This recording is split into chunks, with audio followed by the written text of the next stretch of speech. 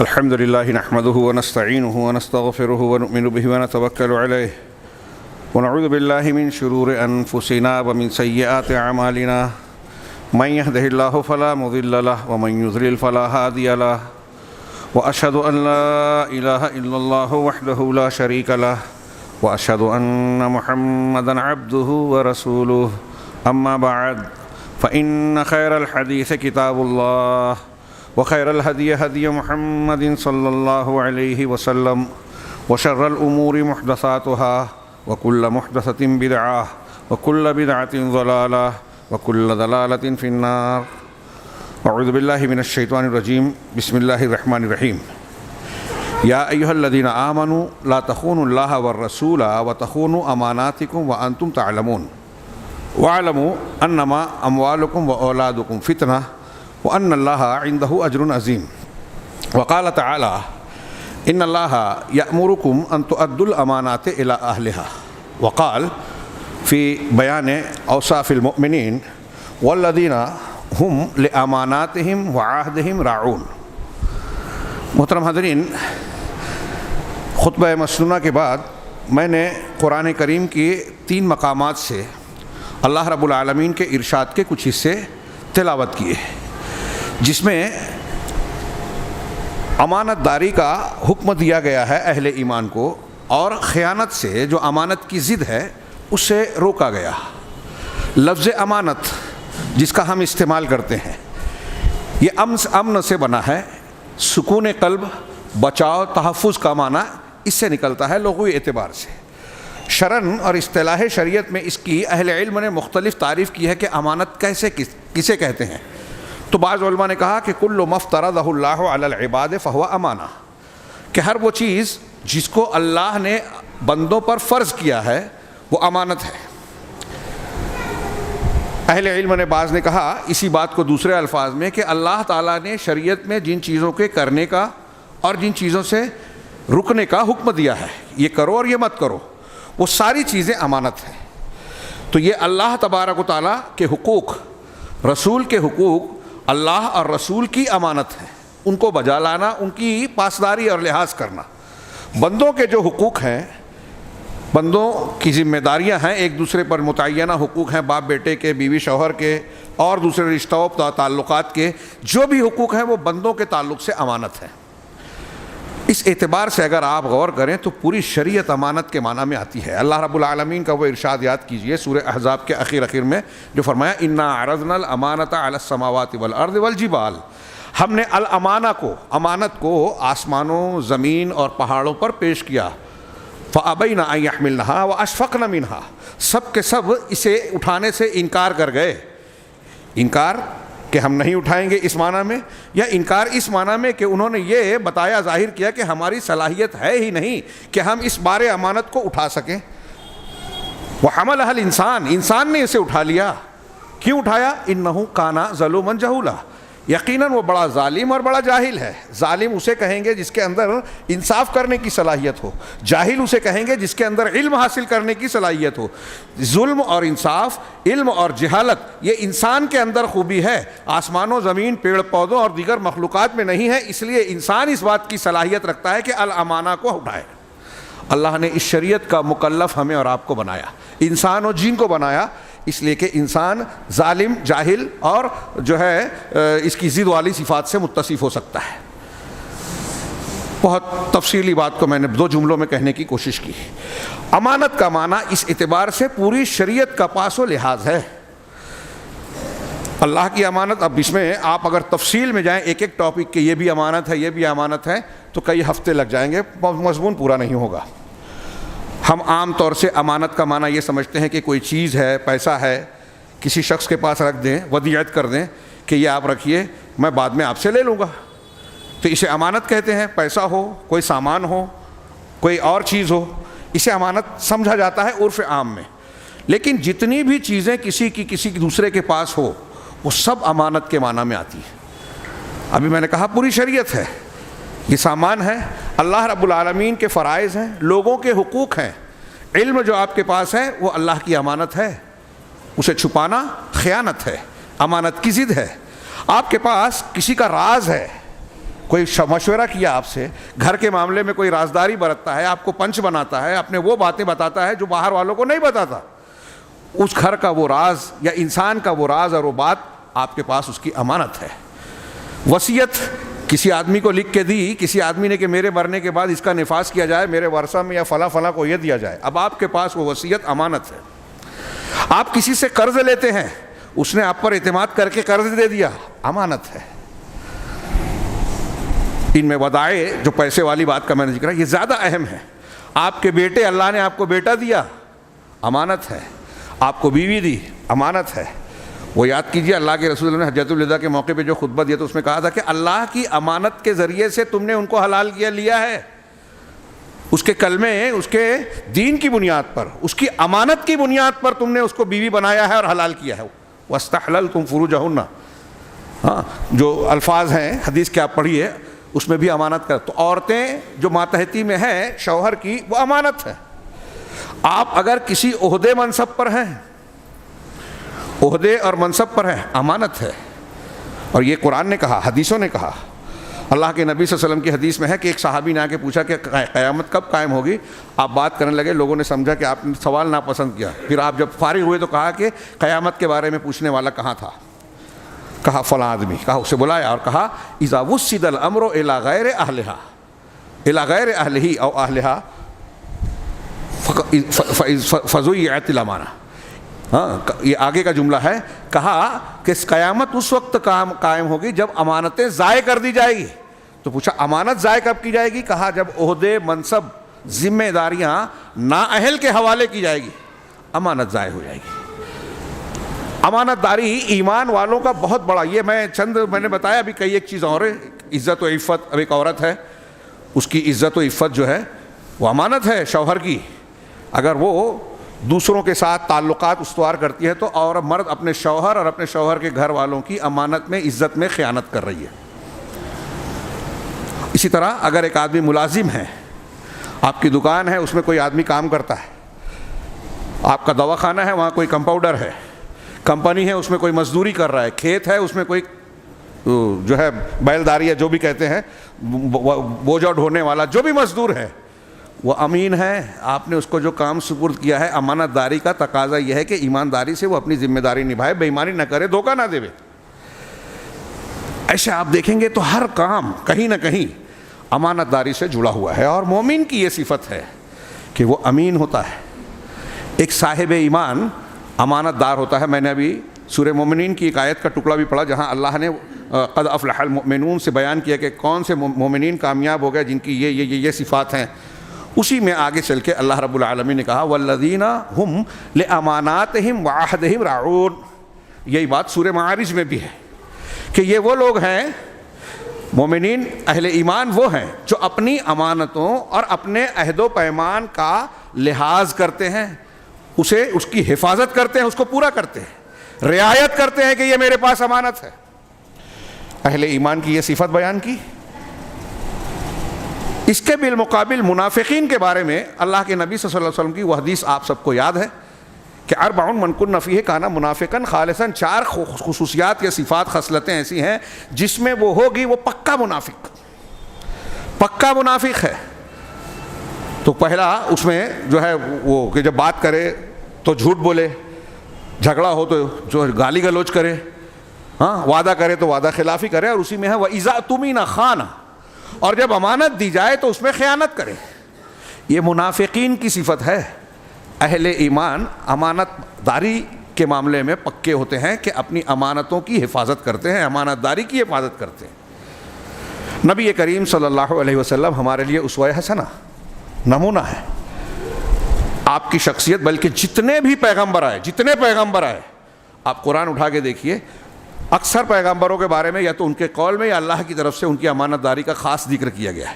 حضرت جبرائیل علیہ السلام جو قرآن اور شریعت لے کر آئے اللہ کے نبی صلی اللہ علیہ وسلم کے پاس اور اس امت کے لیے، یہ تمام انبیاء کے پاس لاتے تھے، ان کو اللہ نے کہا کہ وہ رسول امین ہے، امانت داری کے ساتھ اللہ کا پیغام رسولوں تک پہنچاتے ہیں، اللہ کے حکم کو بجا لاتے ہیں۔ اور محمد صلی اللہ علیہ وسلم بھی امین ہیں، وحی کے امین ہیں، انہوں نے دین کو پہنچانے میں کوئی کمی بیشی، خیانت، کوتاہی نہیں کی۔ پورا پہنچایا. ہر نبی کا جملہ دیکھیے قرآن میں ہے انی لکم ناصح امین, کہ میں تمہارا خیر خواہ اور امانت والا ہوں, میں تمہارا خیر خواہ اور امانت والا ہوں. حضرت موسیٰ علیہ السلام کے واقعے دیکھیے سورہ قصص میں, جب مدین پہنچے, غلطی سے قتل ہوا, فرعونی لوگ گرفتار کرنے آئے, اللہ کے حکم سے وہ ہجرت کر گئے, اور جب مدین پہنچے وہاں دیکھا کہ دو عورتیں الگ کھڑی ہیں, دوسرے لوگ اپنی بکریوں کو پانی پلا رہے ہیں. پوچھا کیا بات ہے؟ کہا ہم خواتین ہیں, بعد میں کریں گی. حضرت موسیٰ علیہ السلام بھوکے پیاسے سفر سے تھکے ہارے ہیں, پھر بھی ان دو عورتوں کی مدد کرتے ہیں. ایک نبی کا کردار دیکھیے, اور اس کا کوئی بدلہ نہیں چاہتے کہ چلو موقع ملا ہے کچھ فائدہ اٹھا لیا جائے, پیسہ ہی لے لیا جائے. بلا کسی اجرت معاوضے کے انہوں نے اپنے ہاتھ سے پانی نکال کے ان کی بکریوں کو پلایا اور انہیں بھیج دیا. قرآن میں ہے. اس کے بعد سیدنا موسیٰ علیہ السلام ایک درخت کے نیچے آ کے ٹیک لگا کے بیٹھتے ہیں, اور جو جملہ کہتے ہیں قرآن میں ہے, دعا مانگتے ہیں, رب انی لما انزلت الی من خیر فقیر.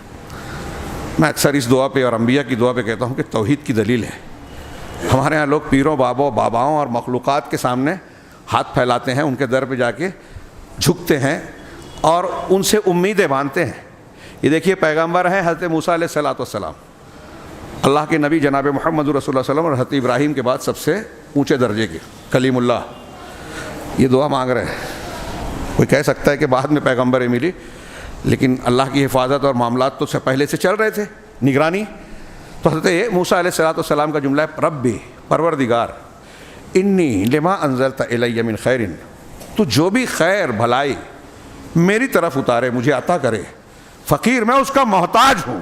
اللہ سے مانگ رہے ہیں, ان عورتوں سے معاوضہ بھی نہیں مانگا, اللہ سے دعا کی. پیغمبر اللہ سے مانگ رہے ہیں, ہم دوسروں سے کیوں مانگ رہے ہیں؟ اگر ان کی طاقت ہوتی تو خود اپنی ضروریات پوری کر لیتے. اللہ سے مانگنے کا مطلب یہی ہے کہ, اور کہہ رہے ہیں میں محتاج ہوں, پیغمبر کہہ رہے ہیں. اور جب پیغمبر محتاج ہے, اللہ سے مانگ رہے ہیں, تو کوئی پیر بابا کیسے کیا ان سے زیادہ درجے والے ہو سکتے ہیں؟ یعنی مطلب وہ محتاج نہ ہوں یا وہ کسی کو کچھ دے سکیں. قرآن اگر لوگ شعور سے پڑھیں ہیں تو توحید کا یہ معاملہ بالکل صاف ہوگا. آگے میں جو بیان کرنا چاہتا ہوں امانت داری کا معاملہ, کچھ دیر کے بعد ان دو عورتوں میں سے ایک آئی اور اس نے کہا کہ میرے والد آپ کو بلا رہے ہیں, لیجزیک اجر ما سقیت لنا, میں ہمارے ابا آپ کو بلا, ان ابانا یدعوک, ہمارے والد آپ کو بلا رہے ہیں, لیجزیک اجر ما سقیت لنا, جو آپ نے ہمارے جانوروں کو ہم کو سیراب کیا ہے اس کا کچھ بدلہ دینا چاہتے ہیں, خود سے کہا. بہرحال اس کے بعد وہ چلے. تفسیری روایات میں ہے کہ حضرت موسیٰ نے ان سے کہا کہ تم پیچھے چلو, میں آگے چلتا ہوں, پیچھے سے راستہ بتانا, کیونکہ اگر خاتون آگے چلے گی تو بار بار نظر پڑے گی. نبی کا کردار کتنا صاف ستھرا ہے دیکھیے, کہ میں کسی اجنبی عورت کو دیکھوں بھی نہیں, بار بار بہکوں گا بھی نہیں. تو پیچھے تو یہی سب چیزیں دیکھ کر جب گھر پہ گئے تو جو گفتگو ہوئی, انہوں نے قصہ سنا, اور حضرت صاحب مدین نے, کچھ کہتے ہیں حضرت شعیب لیکن یہ صحیح نہیں ہے, اہل علم نے دلیلیں دی, تو انہوں نے کہا کہ آپ ہمارے یہاں رہو, اور شادی کی پیشکش کی. تو اس سے پہلے ان کی وہ لڑکی جو بلانے گئی تھی, اس نے اپنے والد سے کہا کہ ان کو اپنا اجیر رکھ لیجئے, یا ابت استاجر ہو, ابا جان اس آدمی کو اپنے یہاں ملازم اجیر رکھ لیجئے, اجرت پر آدمی کام کرنے والا. اس کے بعد جو جملہ کہا وہ بیان کرنا چاہتا تھا. اس نے کہا کہ ان خیر من استاجرتہ قوی امین, کہ سب سے بہتر اجیر جس کو آپ رکھتے ہیں اس کو دو قسم کے, دو صفت والے ہوتے ہیں. قوی جو طاقت رکھتا ہے, اپنا کام کر سکتا ہے آسانی سے, اور امین جو امانت دار ہے, دھوکہ نہ دے, بے ایمانی نہ کرے, خیانت نہ کرے. اس دو ملاقات میں اس عورت نے کیسے معلوم کر لیا کہ موسیٰ علیہ السلام قوی بھی ہیں, امین بھی ہیں؟ قوی اس طرح سے کہ اکیلے پانی پلایا تھا پورے ریوڑ کو, امین اس طرح سے کہ ساتھ میں آئے تھے, ان کا کردار دیکھ لیا تھا. تو ایک انسان اچھا مزدور بھی اس وقت ہو سکتا ہے, کام کرنے والا بھی, جس کے اندر امانت ہو. انبیاء کرام علیہم الصلاۃ کا کام سب سے زیادہ امانت کا تقاضا کرتا تھا, لہذا اللہ رب العالمین نے ان کو سب سے زیادہ امانت والا بنایا, اور اس کو بیان بھی کیا. اور ہم نبی کریم صلی اللہ علیہ وسلم کی سیرت طیبہ اور اسوہ حسنہ میں دیکھ سکتے ہیں کہ امانت داری آپ کا ایک نمایاں صفت وصف تھا. یوں تو اللہ کے رسول صلی اللہ علیہ وسلم کی جو خوبی آپ دیکھیں, اخلاقی, بہادری, سخاوت, شرم و حیا, غصہ طاقت آ جانے کے باوجود سامنے والے کو معاف کر دینا, گناہ کرنے والے کو معاف کر دینا, اس طرح سے جتنی بھی صبر ہے, قناعت ہے, شکر ہے, ساری چیزیں اعلیٰ ترین ہیں، اس کے جیسا کوئی نہیں نظر آئے گا اللہ کے رسول صلی اللہ علیہ وسلم کے درجے کا دنیا میں. ہر معاملے میں کوئی انسان ہر معاملے میں اتنا اعلیٰ نہیں ہوتا جتنا جناب محمد رسول اللہ صلی اللہ علیہ وسلم تھے. ایک آدمی بہت اچھا کسی ایک چیز میں دو چیز میں تو باقی میں نہیں رہتا. اس تفصیل میں نہیں جاتا. امانت داری آپ کی اتنی نمایاں تھی کہ مشرکین کا معاشرہ بھی جیسا کہ آپ اور ہم جانتے ہیں آپ کو صادق، سچا اور امین یعنی امانت دار کہتا تھا. نبی کریم صلی اللہ علیہ وسلم کے پاس اپنے ودائع اور اپنی ودیتیں، چیزیں، امانتیں رکھتا تھا. مشرکین کا طبقہ بھی یہاں تک کہ اس وقت بھی رکھتا تھا جب نبوت کے اعلان کے بعد آپ سے دشمنی رکھتے تھے. اس کا ثبوت یہ ہے کہ شب ہجرت جب اللہ کے نبی صلی اللہ علیہ وسلم مدینہ کے لیے گھر سے نکلنے لگے اور حضرت علی کو اپنے گھر روکا، اپنے بستر پر سونے کے لیے کہا، تو مکہ والوں کی امانتیں ان کے حوالے کی اور کہا کہ یہ فلاں فلاں فلاں کی امانتیں ہیں، لوٹا دینا. کتنی زبردست مثال اور تعلیم ہے یہ. اللہ کے نبی صلی اللہ علیہ وسلم کو جو لوگ مارنے کے لیے تلواریں لے کے کھڑے ہیں، جو متفق ہیں، ان کی امانتیں آپ کے پاس رکھی ہے. کیسا معاشرہ اور کیسے انسان تھے سوچئے. یہ بھروسہ تھا، دشمنی، ساری دشمنیوں کے باوجود مکہ والوں کو یہ بھروسہ تھا کہ محمد صلی اللہ علیہ وسلم کے پاس امانت رکھیں گے تو یہ بے ایمانی نہیں کریں گے، ضائع نہیں کریں گے، یہ خیانت نہیں کریں گے. آج مسلمانوں کا، ہمارا اور آپ کا اس کا کچھ پرسنٹ بھی کردار ہے، 5-10% بھی، کہ بازار کا، مارکیٹ کا پیسہ لے کے ڈبوئیں گے نہیں، کسی کی امانت میں خیانت نہیں کریں گے.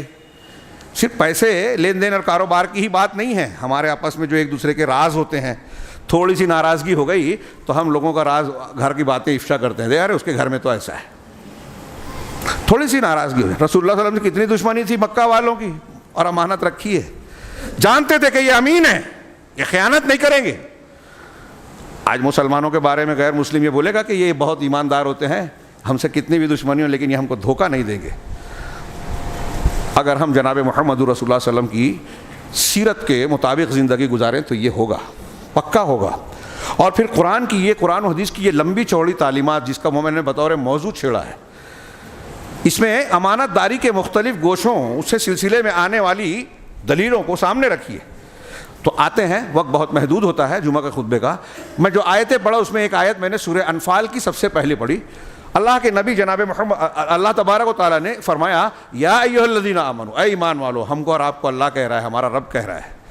ہاں، بعض صحابہ کہتے تھے کہ جب اللہ تعالیٰ یا ایھا الذین آمنوا کہو تو ایک ایمان والا اس کی طرف متوجہ ہونا چاہیے کہ ہمارا پروردگار ہم کو پکار رہا ہے. اور جب یا ایھا الذین آمنوا کہہ رہا ہے تو اس کے بعد کوئی حکم دے گا یا کسی چیز سے منع کرے گا، اور جو حکم دے گا، جو منع کرے گا، یہ اس بات کی دلیل ہے کہ اللہ نے یا ایھا الذین آمنوا کہہ کے پکارا ہے. تو ایمان کا یہ تقاضا ہے کہ اب جو بات کہی جا رہی ہے وہ مانو گے تو تم ایمان والے ہو، ورنہ نہیں. اے ایمان والو، اللہ نے آگے کہا، لا تخونوا اللہ والرسول وتخونوا اماناتکم. اللہ کا کلام ہے. سمندر کوزے میں، ہاں ایک سمندر لوٹے میں ہے کہ اے ایمان والو، اللہ اور اس کے رسول کی خیانت نہ کرو، وتخونوا اماناتکم، اور اپنی امانتوں کی خیانت بھی نہ کرو. ولا تخونوا ہی کے معنی میں لا کا عطف مانیں گے کہ اپنے آپس میں بھی جو ایک دوسرے کے معاملات ہوتے ہیں، امانتیں ہوتی ہیں، وہ پیسے کی شکل میں ہو، علم کی شکل میں ہو، راز کی شکل میں ہو، کسی اور چیز کی شکل میں ہو، جو تمہاری آپس کی امانتیں بھی ہیں اس میں بھی خیانت نہ کرو. اللہ کی، رسول کی اور آپس کی امانتوں میں خیانت نہ کرو. وانتم تعلمون، اور تم جانتے بوجھتے یہ کرو. جانتے بوجھتے ایسا بالکل نہیں کرنا. اس کا مطلب کہ اگر لا علمی میں، جہالت میں، بھول چوک میں ہو گئی تو اللہ نہیں پکڑے گا. جانتے بوجھتے ایسا نہ کرو. ہاں، وَاعْلَمُوا، اور یہ یاد رکھو، انما اموالکم و اولادکم فتنہ، یہ یاد رکھو کہ تمہارے مال اور تمہاری اولاد فتنہ ہے، آزمائش ہے. دنیا کے چکر میں، ان کی خواہش میں، ان کی محبت میں انسان جب پیسے کے پیچھے پڑتا ہے تو اللہ اور اس کے رسول کی امانت میں خیانت کرتا ہے، ان کے احکامات کو پامال کرتا ہے. اسی کا ذکر کیا کہ یہ مال اولاد جو ہے نا تمہارے لیے فتنہ ہے، آزمائش ہے دنیا میں. جائز طریقے سے ان سے محبت کرنا، ان کا حاصل کرنا کوئی ممنوع نہیں ہے، لیکن ان کے چکر میں پڑھ کر اگر تم نے اللہ اور اس کے رسول کے حکم کی مخالفت کی، کسی کا حق مارا، کسی پر ظلم کیا، تو تم امتحان میں ناکامیاب ہو رہے ہو. وہ پیسہ، وہ بددیانتی کے ساتھ حاصل کی ہوئی دولت، وہ اولاد جس کے ساتھ تم نے ایسی محبت کی کہ اللہ اور رسول کی محبت کو پامال کر دیا، وہ تم کو فائدہ نہیں پہنچائیں گے. یہ تھوڑے دن کی بات ہے، رہیں گے، چلے جائیں گے. ہو سکتا ہے وہی بیٹا تم کو گھر سے کل نکال دے. اگر شریعت کی پابندی نہیں کی، اس کو صحیح تربیت نہیں دی، امانت سکھائی نہیں، امانت داری کی نہیں، جب آپ نے اس کو دین نہیں سکھایا تو آپ نے اس کو امانت داری نہیں سکھائی، آپ نے اس امانت کی خیانت کی۔ دنیا سکھا رہے ہیں، ڈاکٹر انجینئر بنا رہے ہیں، لیکن توحید نہیں سکھا سکے، خود ہی نہیں سیکھے، دین نہیں سیکھے جو سیکھنا فرض ہے۔ اللہ نے دوسری علموں کو تو ایسے دے دیا کہ آپ سیکھ لیں، پڑھ لیں، تجربہ کر لیں، لیکن علم دین کے لیے نبی اتارا، نبی بھیجا، کتاب اتاری، شریعت کی، اس کی حفاظت کا ذمہ لیا۔ لوگوں نے، ہزاروں کروڑوں لاکھوں لوگوں نے قربانیاں دے کر قرآن و حدیث کو محفوظ کیا۔ ہم اور آپ پڑھنے اور سننے کے لیے تیار نہیں ہیں، فرصت نہیں ہے۔ موبائل سے فرصت ملے، گھر سے فرصت ملے، ہمارے نزدیک گیہوں، چاول، لہسن، پیاز بہت اہم ہے، قرآن حدیث اہم نہیں ہے۔ یہ امانت میں خیانت کی ایک شکل ہے، ناقدری ہے۔ تو اللہ کہہ رہا ہے کہ تمہارے مال اور تمہارے اولاد فتنہ ہے، آزمائش ہے، امتحان ہے۔ تو اللہ نے کہا آگے کہ وَأَنَّ اللَّهَ عِنْدَهُ أَجْرٌ عَظِيمٌ، اگر ان چیزوں کو اپنے مقام پر رکھ کے تم نے امانتوں کو ادا کیا، تھوڑی دیر اگر بچے کے ساتھ تکلیف اڑے کہ ٹھیک ہے سو رہا ہے، ہمارا دل چاہتا ہے کہ بچہ سوتا رہے لیکن اذان ہو گئی ہے، اسے اٹھایا جائے، یہ تکلیف تھوڑی سی برداشت کی، امانتوں کا لحاظ رکھا، اللہ کے احکامات کو پورا کیا، تو جان لو کہ اللہ کے یہاں اجر عظیم ہے۔ یہ آیت جو ہے بڑی جامع آیت، میں نے کہا کہ پوری کتاب ہے۔ اللہ کہہ رہا ہے کہ اللہ کی خیانت مت کرو، رسول کی نہیں، اور آپس کی۔ یہ تین چیزوں کی تین خیانت، اللہ کی خیانت کیا ہے، رسول کی خیانت کیا ہے، اور پھر جو ہے آپس کی خیانت۔ اس کو میں کہہ رہا ہوں کہ سال بھر بیان کر سکتے ہیں خطبوں میں، ایک ایک عنوان لے کر۔ علامہ ابن کثیر رحمہ اللہ نے اللہ اور اس کے رسول کی خیانت کی ایک مثال دیتے ہوئے حدیث بیان کی اس سلسلے میں۔ بخاری مسلم کی حدیث وہ صحیحین میں حضرت حاتب بن ابی بلتہ رضی اللہ تعالیٰ عنہ کا واقعہ ہے۔ آپ واقعہ جانتے ہیں، میں شارٹ میں اپنے الفاظ میں بیان کر رہا ہوں وقت بچانے کے لیے، کہ جب اللہ کے رسول صلی اللہ علیہ وسلم نے خفیہ طور پہ یہ طے کیا، آپس میں چند لوگوں میں بات تھی کہ مکہ والوں پہ حملہ کرنا ہے، فتح مکہ یا صلح حدیبیہ والے واقعے سے پہلے، تو ابھی بات چیت کر رہے ہیں، اور چند صحابہ کو پتہ ہے۔ حضرت حاتب بن ابی بلتہ رضی اللہ تعالیٰ عنہ ایک صحابی ہیں جو بدری صحابی ہیں، اہل بدر میں سے ہیں، ان کے بیوی بچے مکہ میں تھے۔ انہوں نے قریش کو ایک خط لکھا کہ اللہ کے رسول صلی اللہ علیہ وسلم آپ کے اوپر حملہ کرنے والے ہیں، یعنی اللہ کے رسول صلی اللہ علیہ وسلم کا راز، مسلمانوں کا راز، ایک پلان جو تھا خفیہ، بہت سے مسلمانوں کو بھی جس کی خبر نہیں ہے، اس کی اطلاع دینے کے لیے خط لکھ کے بھیجا۔ ایک مشرکہ عورت کو دیا اور اس سے کہا کہ مکہ والوں تک پہنچا دو۔ وہ لے کر نکلی۔ اللہ تبارک و تعالیٰ نے حضرت جبرائیل کے ذریعے سے جناب محمد رسول اللہ صلی اللہ علیہ وسلم کو خبر دی، ایسا ایسا معاملہ ہے۔ آپ نے حضرت علی، حضرت مقداد، حضرت زبیر رضی اللہ عنہم، تین صحابہ کو کہا، بلایا اور کہا کہ ایسی ایسی ایک عورت ہے، تم جاؤ گے تو فلاں فلاں کنویں کے پاس وہ ملے گی، اس کے پاس ایک خط ہے، اس کو گرفتار کر لو اور اس کا خط برآمد کر لو، لے کے آؤ۔ یہ لوگ پہنچے، عورت ملی جہاں اللہ کے رسول نے بتایا تھا، وہی کنویں کا نام لے کر بتایا تھا۔ تو حضرت علی نے کہا کہ تمہارے پاس جو خط ہے وہ لاؤ۔ اس نے کہا میرے پاس کوئی خط نہیں ہے۔ اب اللہ کے رسول نے کہا تو کیا ہماری طرح تو صحابہ تھے نہیں، یقین رکھتے تھے کہ نبی نے کہا ہے تو غلط تو ہو ہی نہیں سکتا۔ تو کہا کہ دیکھیے ہمیں اللہ کے رسول صلی اللہ علیہ وسلم نے بتایا ہے کہ تمہارے پاس خط ہے، پکا ہے آپ کے پاس، اگر تم خط نہیں نکالو گے تو ہم تمہارے کپڑے اتار دیں گے خط ڈھونڈنے کے لیے۔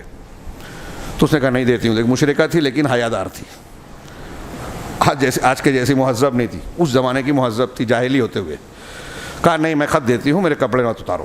اپنے بال کے جوڑوں سے خط نکال کے حوالے کیا، نبی صلی اللہ علیہ وسلم کے پاس لایا گیا، کھولا، دیکھا تو اس میں کہ حاتب بن ابی بلتہ کی طرف سے مکہ کے قریش کے پاس کہ اللہ کے رسول صلی اللہ علیہ وسلم کا ایسا ایسا پروگرام ہے۔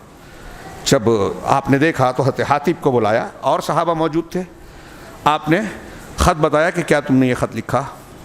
اللہ کے رسول صلی اللہ علیہ وسلم کو سے حضرت حاتب بن ابی بلتہ نے کہا کہ اللہ کے رسول میرے بارے میں، یہ میں نے ہی لکھا ہے، میرے بارے میں فیصلہ کرنے کے تعلق سے آپ جلد بازی مت کیجیے، میں مرتد نہیں ہوا، مسلمانوں کے یا اسلام کے خلاف نہیں ہوا، بس میرے دل میں ایک بات آئی کہ میرے بیوی بچے مکہ میں ہیں، یہاں جتنے بھی مہاجرین ہیں ان کے دوسرے خاندانی رشتہ دار وہاں موجود ہیں، میرا کوئی بھی نہیں ہے۔ مجھے یہ لگا کہ اگر کوئی معاملہ ہوا، جنگ کا معاملہ ہوا، تو مکہ کے مشرکین میرے بیوی بچے کو قتل کر دیں گے۔ بیوی اور بچے کی محبت آ گئی۔ تو میں نے یہ سوچا کہ اہل مکہ پر ایک احسان کر دوں، اس احسان کے بدلے میں وہ میرے بیوی بچے کو نقصان نہیں پہنچائیں گے، میری بس یہ نیت تھی۔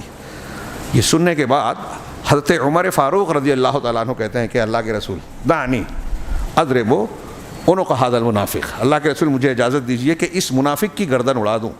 انہو قد خان اللہ و رسولہ، اس کا جو جملہ ہے علامہ ابن کثیر نے اسی تناظر میں یہ حدیث نقل کی اس آیت کی تفسیر میں. یہ شان نزول نہیں ہے اس واقعے کا، اس کے شان نزول میں دوسری آیت آئی ہے سورہ مجادلہ یا ممتحنہ میں.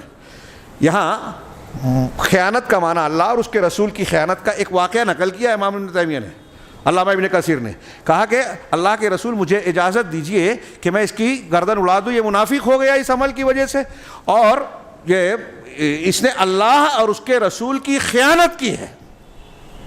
عمل خیانت والا تھا، لیکن رسول صلی اللہ علیہ وسلم کا طریقہ، ان کا کارنامہ اور ان کے سارے الفاظ انکار والے نہیں تھے، اس لیے وہ کافر نہیں ہوئے، ایمان سے نکلے نہیں. ان کا ایک گناہ ہوا تھا، غلطی ہوئی تھی، انہوں نے اعتراف کیا. اللہ کے رسول صلی اللہ علیہ وسلم نے حضرت عمر سے کہا کہ دعہو یا عمر، ہاں عمر اسے چھوڑ دو، انہو قد شہد بدرن، یہ بدر میں حاضر تھے، غزوہ بدر میں.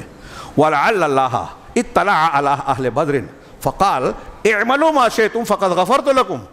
اور اللہ تبارک و تعالیٰ نے اہل بدر کی طرف جھانک کر دیکھا، اللہ سب کو دیکھ رہا ہے لیکن جھانک کر دیکھا، یعنی خصوصیت سے، نظر رحمت سے دیکھا اور کہا کہ اے اہل بدر آج کے بعد جو بھی کام کرو میں نے تمہیں معاف کر دیا.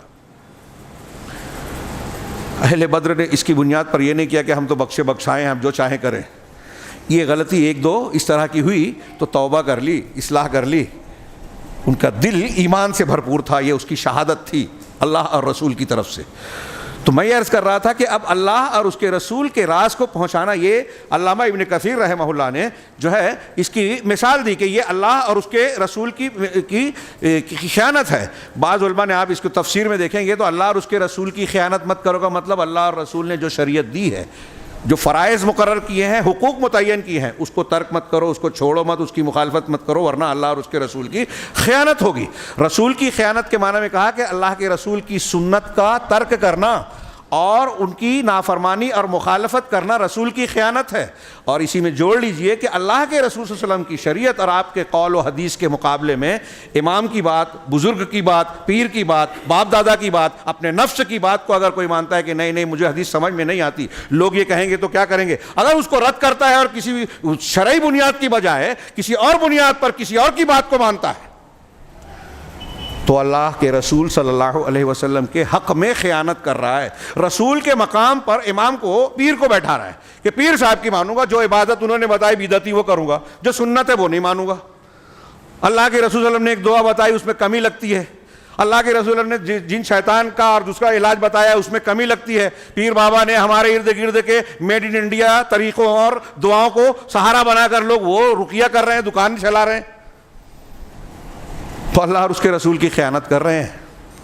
پوری شریعت میں دیکھیے جہاں جہاں یہ ہو رہا ہے کہ رسول کے طریقے اور تعلیم کو چھوڑ کر آپ نے کوئی اور چیز مانی، آپ کو پتہ چل گیا نماز میں یہ سنت ہے، نہیں مان رہے ہیں، میرے امام کا مسلک نہیں ہے. اب اس کی کتنی بھی تعویل کریں، مجھ کو الزام دے کہ مولانا صاحب اختلافی بات کر رہے ہیں، لیکن آپ خود اپنے دل سے فتویٰ پوچھیے کہ رسول کی بات معلوم ہونے کے بعد کوئی ایک دلیل آپ بتا دیجئے کہ اس کو چھوڑ دینا جائز ہے کسی مسلمان کے لیے. وہ سنت ہے، مستحب ہے، اس کا درجہ کیا ہے یہ الگ بات ہے. یہ رسول کا طریقہ ہے.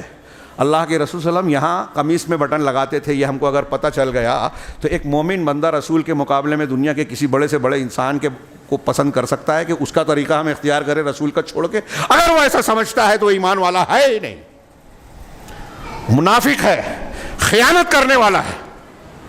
اللہ کے رسول کی سنتوں کو چھوڑ کر کسی اور کو اختیار کرنا. ہاں، اسی طریقے سے خیانت کے معنی میں ایک بات حضرت عروہ بن زبیر نے بیان کی، اسی آیت کی تفسیر میں علامہ ابن کثیر نے قول نقل کیا، کہا کہ اس کا مطلب یہ ہے کہ لا تظہروا لہ الحق ما یرضی بہ منکم، کہ ایسا مت کرو. اللہ کے رسول کے ساتھ خیانت کا ایک طریقہ یہ بھی ہے کہ تم اللہ کے رسول صلی اللہ علیہ وسلم کے سامنے ایسا کام کر رہے ہو، ایسی بات کہہ رہے ہو، حق کا اظہار کر رہے ہو جس سے اللہ کے رسول خوش ہو جائیں. سامنے تو ایسا کام کر رہے ہو کہ وہ آپ خوش ہو جائیں، لیکن جب پیٹھ پیچھے جاتے ہو، غیر حاضری میں رہتے ہو، رسول اللہ صلی اللہ علیہ وسلم کے پاس سے مجلس سے اٹھ کر کہیں دوسری جگہ جاتے ہو تو اللہ کے رسول صلی اللہ علیہ وسلم کے خلاف الٹی سیدھی باتیں کرتے ہو، آپ کی بات کا مذاق اڑاتے ہو. یہ منافقین یہود و نصارہ یہود کرتے تھے. یہ خیانت ہے رسول کے ساتھ. اب اگر کوئی مومن اس میں شریک ہو جائے تو وہ بھی خائنوں میں، منافقوں میں شامل ہو جائے گا. یہ اس زمانے میں جب اللہ کے نبی صلی اللہ علیہ وسلم بنفس نفیس موجود تھے، ہاں اس وقت تو سامنے اور پیچھے کی بات ہے. آج میں اس کو ایسے لیتا ہوں کہ ایک آدمی سے اگر آپ پوچھیں ابھی 12 ربیع الاول آ رہا ہے, کتنے لوگ بدعتی لوگ سنت سے اور رسول سے محبت کا مظاہرہ کریں گے؟ سمجھ بوجھ کے کہہ رہا ہوں, چوٹ لگتی ہے تو لگے, اس چوٹ کی وجہ سے غور کریں. سادہ سودہ بولنے سے ایسا لگتا ہے کہ کوئی توجہ ہی نہیں دیتا. اللہ کے نبی صلی اللہ علیہ وسلم کی سنتوں کو قدم قدم پر پامال کریں گے, کہیں گے اللہ کے رسول کی کا دامن نہیں چھوڑیں گے, اور وہ بدعتی تہوار منائیں گے جو نہ اللہ کے رسول نے منایا, نہ صحابہ نے, نہ تابعین نے, نہ تبع تابعین نے, چاروں اماموں نے نہیں مانا, یہ مناتے ہیں. یہ خود خیانت ہے شریعت کی, اللہ اور اس کے رسول کی.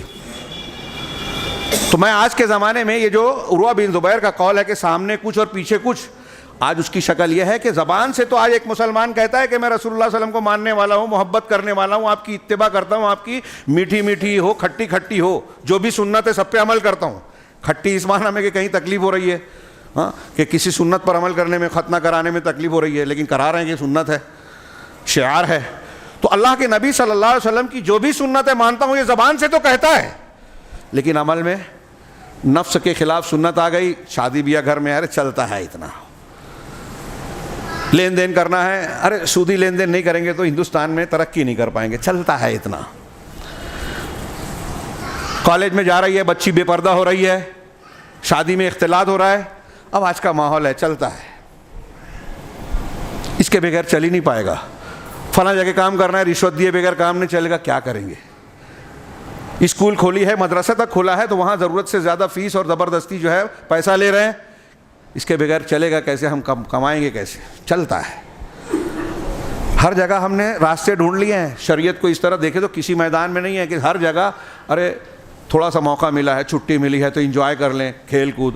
ہاں نوجوان کر رہا ہے, ہاں یہی تو عمر ہے نا, تھوڑا کھیل کود کر لینا تو بعد میں دیکھا جائے گا, ابھی کر لو, رمضان میں توبہ کر لیں گے.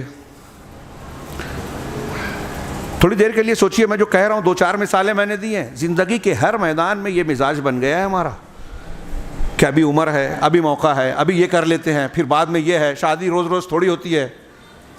اللہ کا امتحان بھی کبھی کبھی سمجھ میں آتا ہے کہ عام حالات میں سبھی بولتے ہیں میں اللہ اور رسول سے محبت کرتا ہوں. امتحان اس وقت ہوتا ہے جب اللہ اور اس کے رسول کی محبت کے سامنے کوئی دوسری محبت آ جائے, آپ کے خواہش نفس آ جائے, باپ دادا اور فلاں کی رسم و رواج آ جائے. اس وقت امتحان ہوتا ہے کہ آپ یہ چنتے ہیں یا یہ چنتے ہیں. وہاں آپ فیل ہو گئے تو آپ نے خیانت کی, امتحان میں فیل ہو گئے. جانتے بوجھتے مخالفت کر رہے ہیں کہ ہاں چلو جوانی ہے, ہاں کبھی کبھی ہوتا ہے, ہاں عورتوں کی خواہش ہے, ہاں بچے چاہتے ہیں. تو عورتوں کی خواہش اور بچوں کی چاہت میں اگر آپ نے شریعت کی کو پامال کیا تو آپ اللہ اور اس کے رسول کی خیانت کر رہے ہیں. یہ اس معنی میں آگے کہ تمہارا مال اور تمہاری اولاد فتنہ ہے, اس کے چکر میں آگے تم خیانت مت کرو. اسی طریقے سے اب دیکھے جائے تو میں نے یہ کہا کہ یہ امانت داری کا یہ تقاضا ہے, مثال دی. تھوڑے سے امانت کے کچھ چیزیں. وقت ہو گئے.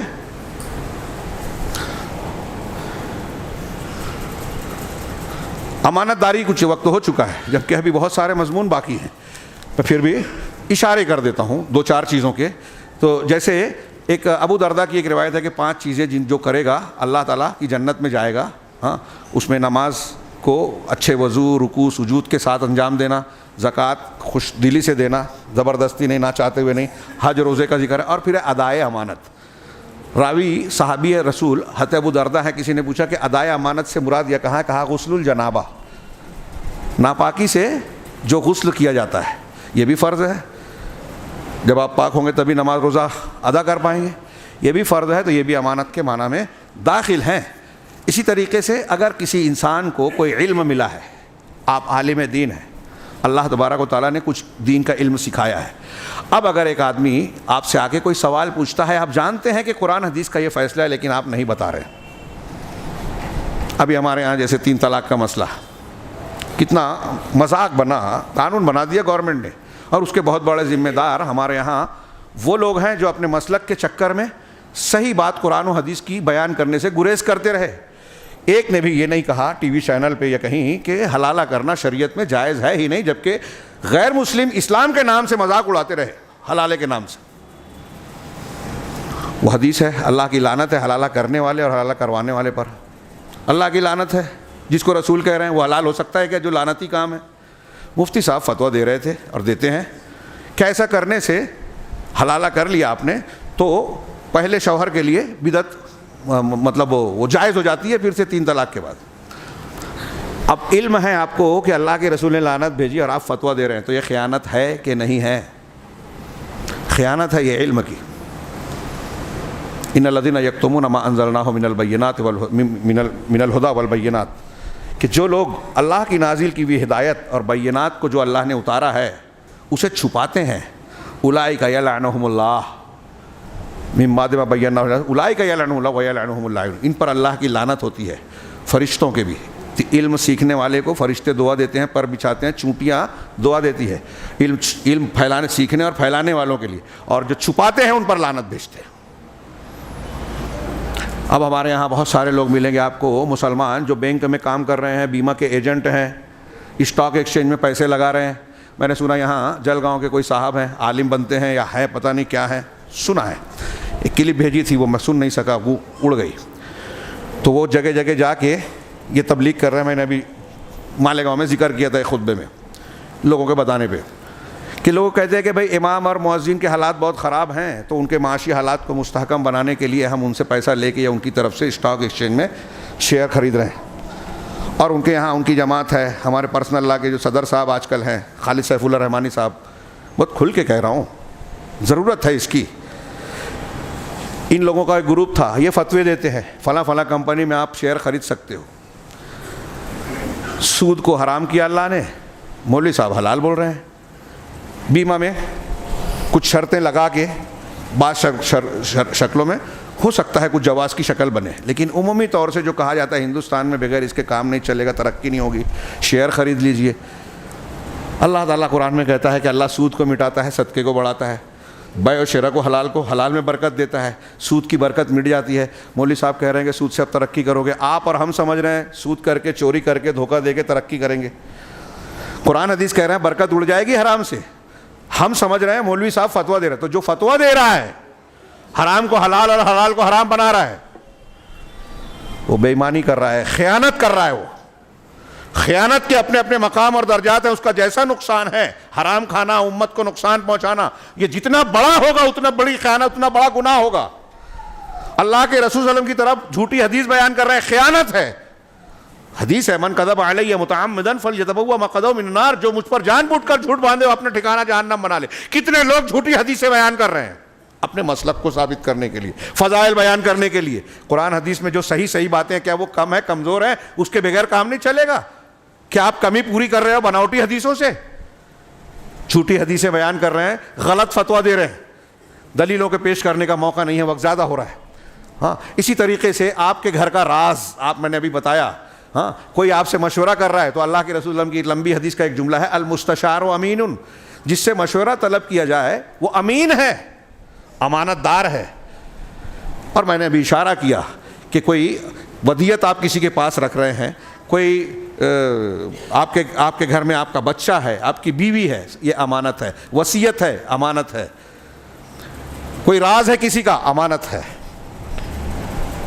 ان ساری امانتوں کا لحاظ کرنا یہ ایمان کا تقاضا ہے. اللہ تعالیٰ نے اہل ایمان کی نشانی بتائی, والذین هم لاماناتہم وعہدہم راعون, کہ جو لوگ امانتوں اور اپنے عہد و پیمان کی رعایت کرتے ہیں. ہاں, میاں بیوی, ایک حدیث ہے میاں بیوی جو ایک دوسرے سے ملتے ہیں, ہم بستری کرنا یا جسمانی تعلق قائم کرنا, یہ حدیث ہے مسلم شریف کی, کہ ان من اعظم الامانۃ عند اللہ یوم القیامہ, قیامت کے دن اللہ کے نزدیک سب سے عظیم امانت, ہاں, امانت یہ ہے جس کی خیانت ہوتی ہے, کہ الرجل یفضی الی امرأتہ وتفضی الیہ ثم ینشر سرہا, کہ ایک آدمی اپنی بیوی سے اور وہ عورت شوہر سے, اپنے شوہر سے ملتی ہے, ہاں, ایک دوسرے سے تعلق قائم کرتے ہیں, پھر وہ اس کے بھید کو جو ہے عام کرتا ہے, اس کو لوگوں کے سامنے بیان کرتا ہے. ایک روایت میں ہے کہ یہ اشر الناس ہے, لوگوں میں بدترین لوگ ہیں. آج ہمارے یہاں جہالت کا یہ عالم ہے کہ نوجوان اپنے میاں بیوی کے خصوصی معاملات کو جو میاں بیوی تک رہنے چاہیے لوگوں میں بیان, یہ بے ایمانی ہے, امانت کے خلاف ہے.